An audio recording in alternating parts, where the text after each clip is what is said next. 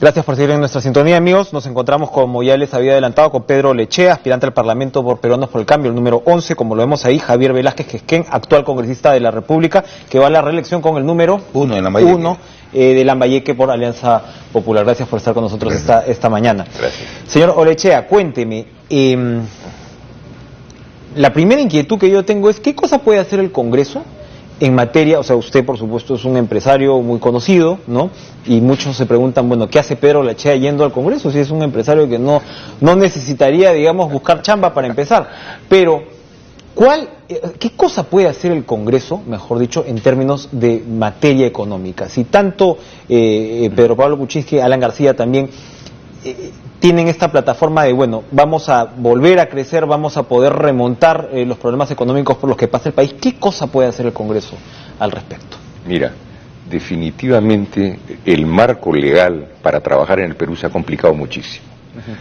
A veces todo el mundo cree que uno va a legislar, es cierto, ese es el objeto, pero la legislación tiene que tener una lógica, es fijar las reglas por las cuales la sociedad se va a desempeñar. Hoy día se han complicado de manera espantosa. Entonces, lo que más bien se va a tener que hacer es desregular. Una estadística que habíamos sacado cuando se invitó al doctor Cass Sunstein, que es un especialista en desregulación en Estados Unidos, y se llegó después de un estudio que hoy día en el Perú se legisla un dispositivo cada 7 minutos, vale decir, a nivel municipal, a nivel regional y a nivel nacional. Eso tiene visos de esquizofrenia. O sea, estamos llenándonos de leyes. Pero la legislación precisamente ha pasado a la esfera municipal y regional, ya no es el Congreso el que necesariamente... Pero tiene el Ejecutivo tiene la posibilidad de que leyes que son a nivel regional y municipal, que interfieren en el desarrollo de la vía nacional, tiene la potestad de poderlas detener o derogarlas, llegado el caso. Entonces, ese tipo de cosas no podemos seguirlas aceptando, que por ejemplo, si alguien viniera de la China y quisiera conocer la legislación peruana, leerla nomás le tomaría 10 años. El Código Penal tiene más modificaciones que artículos. Entonces, ¿sabemos o no sabemos lo que queremos? Tenemos que hacer una reevaluación de lo que se ha hecho en todo este tiempo, y es una de las razones principales que yo estoy entrando al Congreso, porque tenemos que revisar qué cosa hemos hecho para desandar el camino. Se ha llenado de regulaciones con estándares superiores a los de Japón, superiores a los de Suiza. Se ha llegado a un nivel de inacción y se ha detenido al país. No deberíamos estar así. Cuando Pedro Pablo estuvo en el primerato, los minerales estaban a la mitad de lo que están ahora y se creció al 5.6%. O sea, tenemos que retomar el ritmo de crecimiento del país porque lo necesitan las nuevas generaciones que están entrando a trabajar en el Perú.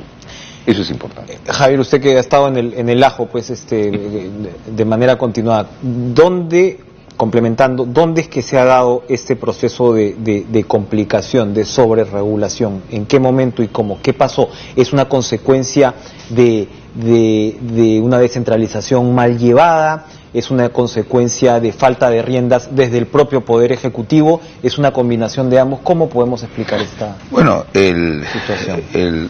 En estos 5 años ha habido una sobreregulación que ha hecho que el país, si bien es cierto el contexto internacional haya contribuido a que se disminuya el nivel de crecimiento y han caído las exportaciones y todos los indicadores económicos y sociales, no menos cierto que en estados democráticos y modernos el líder fundamental de las políticas públicas y el marco que regulan estas políticas es el Poder Ejecutivo. Lo que ha pasado en este último periodo es que el gobierno no ha tenido una bancada coherente que acompañe el conjunto de propuestas y principales reformas que se han implementado, de tal manera que la impredictibilidad de una bancada que no es sólida, y hemos visto el triste espectáculo, por ejemplo, que en el lote 192 el primer ministro va a sustentar una posición y la bancada vota en otro sentido. Lo que hay que evitar es la atomización. Yo creo que al Parlamento le falta institucionalidad. El Parlamento no es el responsable de que el país no haya crecido y que hoy día las inversiones se hayan estancado. Yo creo que un Parlamento moderno tiene como autonomía el control político, el fiscalizar, no puede renunciar a eso. Pero hoy día los parlamentos tienen que ser colaboracionistas tienen que coordinar con el Poder Ejecutivo. Y para eso vemos las experiencias anteriores. El presidente Toledo y el presidente Alan García no necesitaron tener una mayoría parlamentaria para poder llevar adelante las principales medidas que el Poder Ejecutivo delineó en el camino de impulsar un crecimiento sostenible. Pero sí la muñeca para conseguir una mayoría por lo menos funcional. Por supuesto. Entonces, yo creo que el Parlamento tiene que hacer una reforma interna. No puede ser posible que al día siguiente que se elijan los parlamentarios ya no tengan un nivel de coordinación. Hemos comenzado 6 bancadas, ahora están terminando 11. La bancada de oposición, ahora toda la bancada del señor, la mesa directiva de la oposición, ahora toda la del señor Acuña. Entonces, creo yo de que el tema del Parlamento pasa porque tiene que haber un marco un espacio más amplio de coordinación entre el Poder Ejecutivo y el Poder Legislativo, o sea, establecer una agenda legislativa que concuerde básicamente en el tema de políticas públicas con los objetivos que persigue el gobierno. En segundo, no renunciando al control político y a la fiscalización, que es lo que ha afectado gravemente la imagen del Parlamento, ¿no? Ahora, señor Orellechea, estamos, digamos, y las encuestas actuales lo están reflejando, pues hay una situación de incertidumbre, por supuesto, electoral, con una puntera claramente definida, un candidato que emerge detrás del pelotón como Julio Guzmán, que no necesariamente representa una ruptura, ni mucho menos con toda esta discusión que estamos teniendo a cabo, pero él, por ejemplo, cuando habla de economía, y es el mensaje de repente que el electorado, de repente un electorado joven está captando, y que me imagino que ustedes en sus propias tiendas políticas están haciendo la evaluación, que es decir, bueno, en el país se había instalado la noción esta que la inversión era más o menos lo que estaba al centro, y que había que abrir, ¿no?, ese modo de pensar, que no es solamente la inversión. ¿Cómo interpretan en Peruanos por el Cambio ese discurso, y cómo de alguna manera lo piensan contrarrestar? Mira, nosotros siempre hemos pensado que la inversión tiene que ser un eje importante. Pedro Pablo, en el programa económico, justamente en los 8 puntos, 9 puntos que estamos postulando, que tiene que hacerse ya, tiene un enorme contenido y una enorme oportunidad en el gasto público, o sea, en el gasto de la obra pública.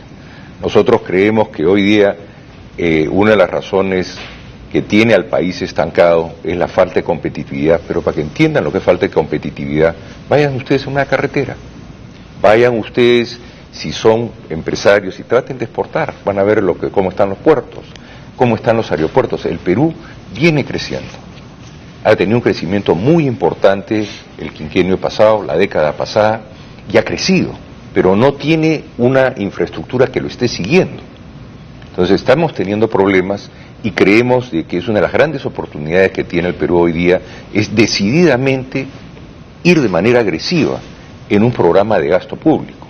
Una cosa es la inversión que viene a desarrollar proyectos de mediano o largo plazo, pero hoy día tenemos esa herramienta que coherentemente y cohesionadamente debe trabajarse en las instancias del sector público para realizarlo inmediatamente.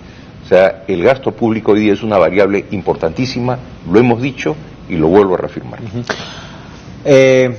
Javier Velázquez Quesquén, el tema usted decía lo importante, y de repente no se le está dando mucha atención a lo que va a ser el próximo Congreso, ¿no? Siempre decimos ya no puede ser peor, y de repente la atomización que se nos viene y la calidad de algunas listas nos dice lo contrario, ¿no? Y por lo cual tenemos que preocuparnos. Pero siguiendo con la línea de las encuestas, precisamente lo que pretende Alianza Popular, y claro, con el PPC, no solamente el APRA y el PPC, sino es decir, bueno, aquí está la gente con experiencia. Por un lado, pues puede ser el tema de reactivación económica, puede tener un peso ahí, y sobre todo, además, por el lado de lo que son las instituciones políticas, ¿no? Lo importante que es tener cimientos institucionales sólidos.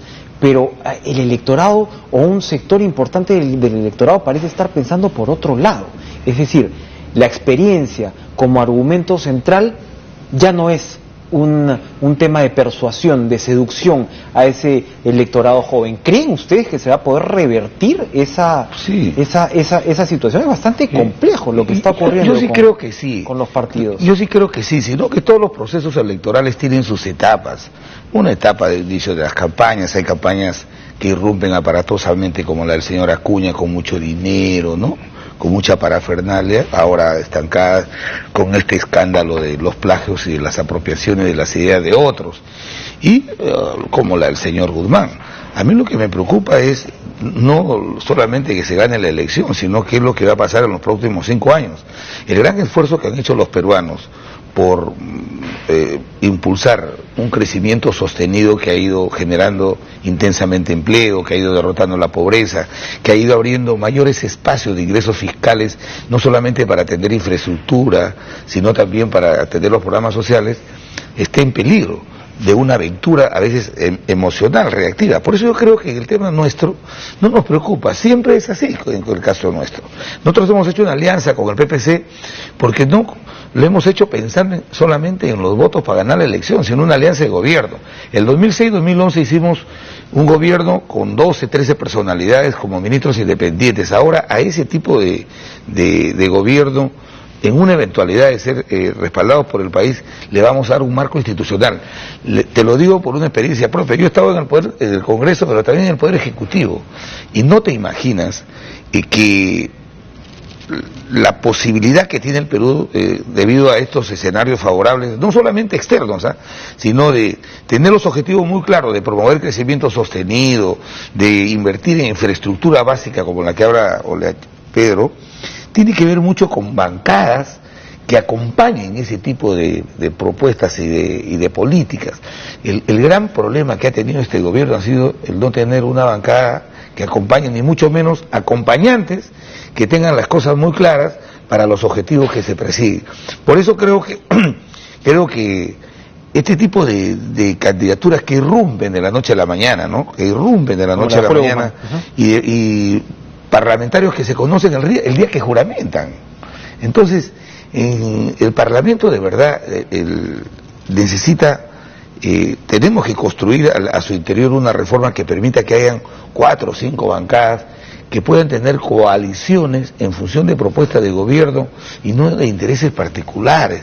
Entonces, aunque algunos quieran peyorativamente satanizar al Parlamento, el Parlamento cumple un rol muy importante. Mira, con todo el desprestigio que tuvo, fue capaz de censurar al gabinete Jara. En el gobierno nuestro también estuvo a punto de censurar a un gabinete. O sea, el control político, claro, y el flagelo que más afecta al país, que es el de la corrupción, tiene que tener la correspondencia de una respuesta en la expresión y en la defensa del pueblo en el Parlamento. Y para eso necesitan bancadas que tengan coherencia, no en función de individualidades que pueden ser muy respetables, sino de compromisos programáticos que tengan que ver con las políticas que diseñe el nuevo gobierno. Dos comentarios breves para terminar, Pedro Olechea. Por un lado, ¿fue tan bueno el gobierno aprista económicamente como lo quieren hacer ver? Usted que estaba en el otro lado, ¿no?, del mostrador. Y segundo, me imagino yo que usted acompaña, por supuesto, el pedido empresarial de mayor flexibilización laboral. Un momento crucial en el Parlamento que está terminando se vio con el tema de la llamada ley Pulpín. No pudo pasar, y aparte el tema político hizo que los distintos actores, el APRA entre ellos, pues se manifestaran en su momento en contra. No es fácil pasar este tipo de leyes en el Congreso, y no va a ser fácil seguramente. Mira, como se dice, vamos por partes. Yo creo que el tema de la legislación laboral tiene muchas aristas. El Perú no puede ser el país más caro en Latinoamérica para contratar a un trabajador. Tú no puedes pagar un solo al trabajador y 59 centavos por haberlo contratado. Y muchos de estos 59 centavos ni siquiera van para el trabajador. Hay que entender muy bien cuál es el contexto del trabajo, cuánta gente en el Perú trabaja formalmente. Es una minoría realmente que, si representamos a toda la población económicamente activa, tenemos un problema. Hay derechos adquiridos, hay derechos, gente que ya trabaja en un entendido. Esos derechos tienen que tener una formulación, un respeto al trabajo. Tiene que haber una manera en que hay, por ejemplo, ha habido casos que conozco de un trabajador que ha intentado violar a otra trabajadora. El caso se ha judicializado, al final del día la estabilidad absoluta protege a la persona. O sea, tiene que haber una tipificación de lo que puede ser el despido por delitos. Eso tiene que trabajarse. Creemos que el despido por despedir no puede ir así nomás. Creemos que el trabajador no es una mercancía más. Eso lo tenemos bien claro. El que habla ha estado participando 15 años en el Consejo Nacional de Trabajo. Nosotros tenemos claramente establecido que el diálogo social va a ser la herramienta que queremos priorizar. Por eso el Consejo Nacional del Trabajo es pieza fundamental y así lo decimos en el programa. El convenio 144 firmado con la OIT es un convenio que tiene que ser respetado. ¿Y qué dice este? Que si los trabajadores, los empresarios y el Estado se ponen de acuerdo, tiene que ser ley. El Congreso tiene que aceptar que este consenso, que es un convenio que el Perú ha ratificado, tiene que ser parte del trabajo, de la relación colectiva entre el empresario y el breve comentario sobre el desempeño económico de lo que fue el gobierno aprista. Mira, el desempeño económico, el Perú venía muy bien encaminado, habían problemas, habían como en todo, o sea, todo es perfectible. Yo creo que el frenazo que hemos vivido no tiene sentido. O sea, yo sí creo que el trabajo que se hizo en el momento del boom de los commodities, el Perú ha pegado un salto cuantitativo. Pero todas las cosas en la vida deben mejorarse. Yo creo que el Perú tiene una falta de institucionalidad bastante fuerte, se peleó en todo momento, el Perú tiene muchas amenazas a su orden institucional, el desarrollo de sus instituciones son débiles, yo creo que viene una época en que tenemos, y cada vez más el pueblo toma conciencia de ello, entonces cada vez más va a haber una exigencia a que el país crezca institucionalmente, para que se entienda la figura. La institucionalidad le cuesta 3 puntos de PBI al año, lo que estiman estudiosos, por ejemplo el libro de Alfonso Quirós sobre la corrupción en el Perú, que es una obra realmente importante, es una obra que a través de su historia el Perú ha tenido picos de 5 o 6% de corrupción sobre PBI hasta 1%, pero tenemos todavía un flagelo muy grande en que es un país complejo, es un país difícil, pensar que uno camina 300 kilómetros o 370 kilómetros y puede tomarle el tiempo de ir en carro, el misma distancia o el tiempo que ir a Europa, o a Cabelica, por ejemplo. Entonces, somos un país muy desarticulado, complejo, yo creo que se avanzó mucho en el gobierno del doctor García, pero tenemos muchísimo más por avanzar y creemos nosotros que traemos alternativas. Javier Velázquez, para terminar, precisamente mi pregunta iba a un lado porque en algún momento se habló de la posibilidad que García y PPK fueran juntos, de repente ahora se aprecia mejor esa posibilidad. Yo creo que por el lado de esta parte del espectro político la atomización del voto es un problema, pero remataba con el lado de la encuesta, conversando con Manuel Saavedra, me comentaba, bueno, Guzmán también está robando un porcentaje de votos de lo que podríamos llamar el espíritu pepecista. Se esperaba que Lourdes Flores trajera una intención de voto más sólida y al final no se ha dado. ¿Esto qué cosa quiere decir? Que estamos entrando pues a una especie de techo en términos de la conquista de ese voto institucional partidario. Las encuestas son absolutamente relativas, o sea, si la encuesta esa que han hecho, por ejemplo, con la intención de voto, que es absolutamente absurda, lo acaban de decir otras encuestadoras, y fijaran el raciocinio ya final del elector, bueno, ya no hubiera elecciones el 10 de abril. El 30% de la votación se define faltando 15 días. Y yo creo que los peruanos, especialmente esta gran clase media, como lo ha dicho Pedro, cuántas veces nos hemos reunido en el Poder Ejecutivo, y para el país en los últimos 10 años, la clase media se ha duplicado. La clase media hoy día tiene que haber un gobierno de las clases medias. El mensaje que están dando ellos es: necesita un Estado más fuerte, regulatorio, más institucional, que saque del camino todas estas trabas que han impuesto estos 4 años de gobierno, que han impedido que la inversión pueda compensar los efectos negativos externos de la caída de los commodities. Refiriéndome al tema laboral del que ha hablado Pedro, yo creo que el enfoque ha estado mal planteado. Ahora, no es cuestión de que los sobrecostos laborales son las que agobian y generan la informalidad laboral, sino que no ha habido una audacia para plantear, por ejemplo, de que en los 2 o 3 primeros años incorporar jóvenes menores de 30 años no solamente significa renovar toda la capacidad de recursos humanos de las empresas e instituciones, sino significa un desafío de construir una masa laboral moderna, capaz, preparada, y eso pasa por darle un enfoque también tributario. Nosotros estamos planteando, por ejemplo, que parte de estos costos laborales sean cubiertos con los tributos que pagan las empresas. Entonces, yo creo que en el caso del PPC, el PPC ha adherido a una propuesta programática nuestra. En 5 años no se pueden hacer todos los cambios que se quisieran. Quisiéramos haber mejorado más infraestructura, haber hecho una profunda reforma institucional en toda la cadena de responsabilidad frente al delito, Poder Judicial, Ministerio Público. Por eso creo que una alianza con el PPC no ha sido una alianza solamente para ganar votos, es una alianza de gobierno con gente que tiene experiencia y que le puede dar sostenibilidad al país, ¿no? Ya los vamos a invitar para hablar de impuestos y de situación tributaria, que es importantísimo, pues, o debería ser un tema eje en el debate electoral. Pedro Lechea, aspirante al Parlamento Peruano por el Cambio número 11 por Lima, Javier Velázquez, que es quien número 1 por Lambayeque, gracias por estar con nosotros. Esta mañana nos vamos con Gregoire Ross a propósito precisamente de toda esta situación, pues, con los chosicas.